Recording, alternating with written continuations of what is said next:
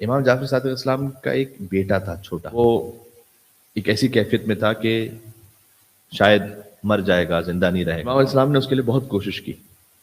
ائمہ علیہ السلام یوزول اپنی زندگی عام انسانوں کی سطح سے گزارتے تھے، معجزے نہیں دکھاتے تھے۔ ائمہ علیہ السلام اپنا علم غیب کیوں نہیں استعمال کرتے تھے ہر جگہ پر کہ علم غیب کی بنیاد پر فیصلہ کریں؟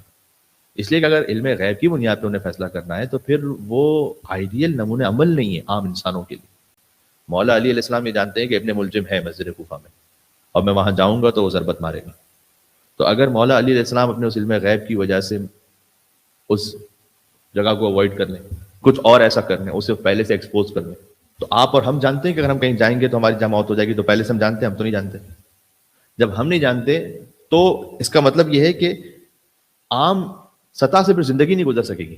جب ائمہ علیہ السلام کے لیے گویا قیامت میں اللہ سبحانہ و تعالیٰ سے کوئی کہہ سکتا ہے کہ پروردگار وہ تو جانتے تھے کہ جہاں مصیبت انہیں آنی انہیں نہیں جانا، میں تو نہیں جانتا تھا، تو میں کیسے اس مصیبت پہ صبر کروں؟ اسی لیے اللہ تعالیٰ نے علم غیب دیا بھی فقط ان کو ہے کہ جو اس کی استعداد اور لیاقت رکھتے ہیں۔ فرض کیجئے کہ ایک انسان کو معلوم ہے کہ اللہ نہ کرے اللہ تعالیٰ سب کے لیے مطلب ان کی اولاد کو سب کو سلامت رکھے انشاءاللہ سے، لیکن بہرحال زندگی کا نظام ہے، کبھی ہوتا ہے کہ انسان کیا کوئی بیٹا ہوا کوئی بیٹی ہوئی وہ ڈسیبل ہے، یا فرض کیجئے کہ 1 سال میں 2 سال میں انتقال ہو گیا، تو اگر کسی کو پہلے ہی سے یہ معلوم ہے تو کیا وہ اولاد کرے گا؟ کسی کو پہلے سے معلوم ہے کہ اگر میری فلاں سے شادی ہوگی تو بہت تلخ نتیجہ نکلے گا، یا تو طلاق پر ہوگا، یا فرض کیجئے کہ شادی کے 1 مہینے بعد مجھے مر جانا ہے، تو کرے گا شادی؟ نہیں کرے گا۔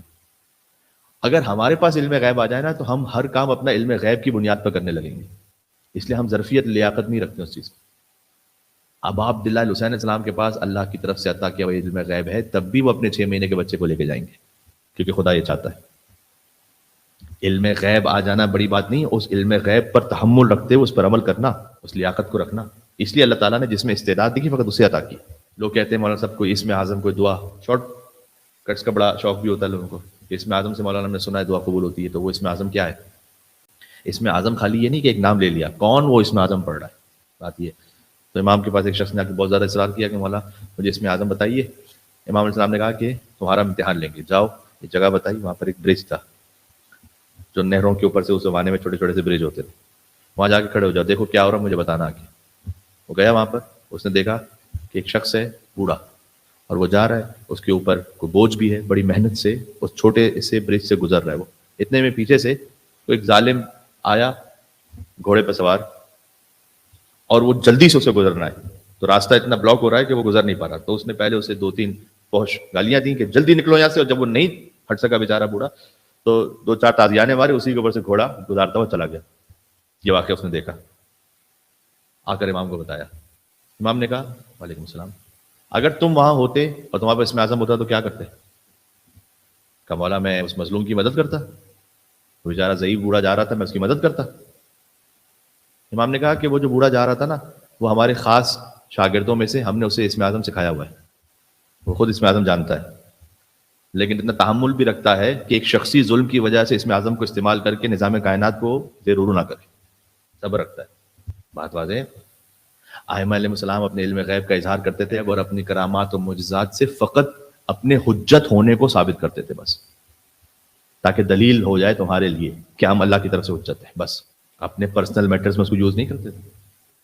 تو امام اسلام نے بتایا بعض لوگوں کو کہ تمہارے ساتھ یہ واقعہ پیش آیا یا تمہارے ساتھ یہ ہو سکتا ہے، کیوں؟ تاکہ یہ حجت تمام ہو کہ میں اللہ کی جانب سے نمائندہ ہوں۔ اپنے آپ سے مصائب کو اس علم غیب کو استعمال کر کے دور نہیں کیا، زہر کھا لیا جب اللہ کا حکم تھا کہ بس اب آپ امت کا امتحان ہے، اب آپ کا وقت تمام ہے۔ تمام جانتے ہیں کہ انگور میں زہر ہے، اس لیے کھائے، خودکشی نہیں، اللہ سبحانہ و تعالیٰ کے امر پر تسلیم ہونا۔ اب آ جائیے اس بات پر، مصیبت پر امام علیہ السلام کا رد عمل کیسے ہوتا تھا؟ امام کے ان کا ایک چھوٹا بیٹا تھا اور اس کی طبیعت ایسی ناساز ہو گئی کہ اب وہ مرنے کے قریب آ گیا۔ امام علیہ السلام نے بڑی کوشش کی، میں نے کہا عام انسانی طریقے سے، لیکن بالآخر اس کی وفات ہو گئی۔ تو صحابہ یہ کہتے ہیں امام کے، کہ جو امام کے ساتھ تھے، کہ امام علیہ السلام جب اس کی موت ہو گئی تو ایک جگہ سکون اطمینان سے بیٹھ گئے۔ تو لوگوں نے کہا کہ مولا یہ تو موت ہو گئی، مر گیا ہے، تو آپ نے کوئی جزا فضا کا اظہار ہی نہیں کیا، اس سے پہلے آپ بڑی اس میں تھے لیکن بعد میں تو آپ سکون اطمینان سے بیٹھ گئے۔ امام علیہ السلام نے کہا کہ ہم اہل البیت مصیبت سے پہلے تک پوری اللہ سبحانہ و تعالیٰ کی جانب سے دی ہوئی کوشش کرتے ہیں کہ تمام اسباب وہ رکھیں اور فراہم کریں کہ جس سے وہ مصیبت واقع نہ ہونے پائے.